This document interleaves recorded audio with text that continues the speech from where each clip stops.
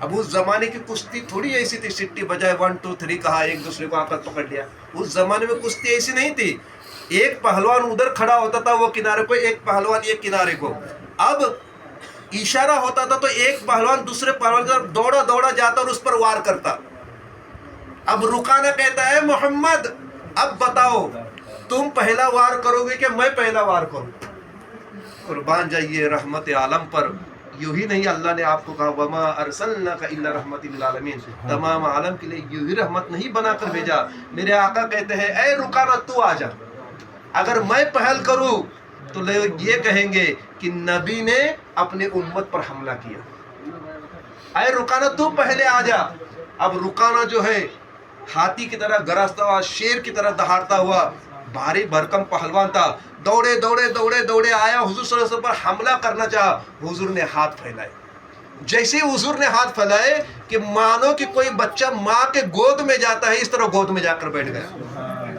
حضور نے گود میں اسے لیا اور بڑے ادب سے نیچے رکھا, بڑے ادب سے.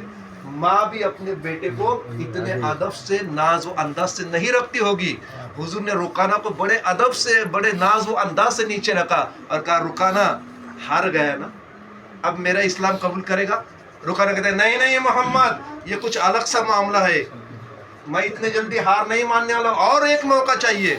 حضور نے کہا ٹھیک ہے اور ایک موقع لے لیں. پھر رکانہ پہلوان اور دور چلا گیا. اب تو اور طاقت لگا کر زور زور سے دوڑا دوڑا دوڑا آیا, حضور پر حملہ ہی کرنا چاہا. حضور نے صرف ہاتھ پھیلائے, پھر گود میں آ کر بیٹھ گیا. پھر حضور صلی اللہ علیہ وسلم نے کیا کیا, بڑے ادب سے اسے نیچے رکھا. حالانکہ ہونا یہ چاہیے تھا کہ ہمارے حضور نے اس کو پچاڑ دینا چاہیے تھا, اس کے سینے پر بیٹھنا چاہیے تھا, دیکھ میں جیت گیا. لیکن نہیں, ادب سے نیچے رکھا. اے رکانہ اب تو ہار گیا, اب تو تم میرا کلمہ پڑھ لے. رکانہ کہتے ہیں محمد نہیں یہ کچھ الگ معاملہ ہو رہا ہے, مجھے اور ایک موقع چاہیے. حضور کہتے جا اور ایک موقع دیا.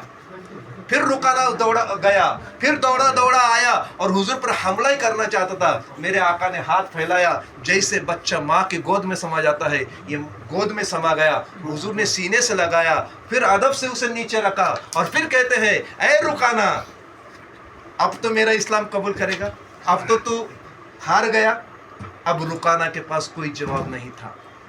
رکانہ بالکل مایوس ہو گیا اور حضور کے قدموں پر گر گیا اور کہتا ہے اے محمد میں ہار مان لیا اور آپ کے دین کو قبول کیا, اپنا ہاتھ بڑھائیے, میں پڑھتا ہوں لا الہ الا اللہ محمد رسول اللہ صلی اللہ علیہ وسلم.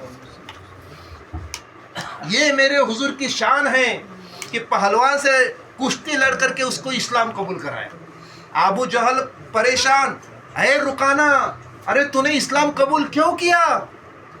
میں نے کہا تھا, شرط لگائی تھی اگر حضور پچاڑ دے مجھے تو میں اسلام قبول کروں گا. ارے تو 40 مرتبہ بھی گر جاتا تو بھی ضرورت نہیں تجھے اسلام قبول کرنے کی, تو نے اسلام قبول کیا کیوں؟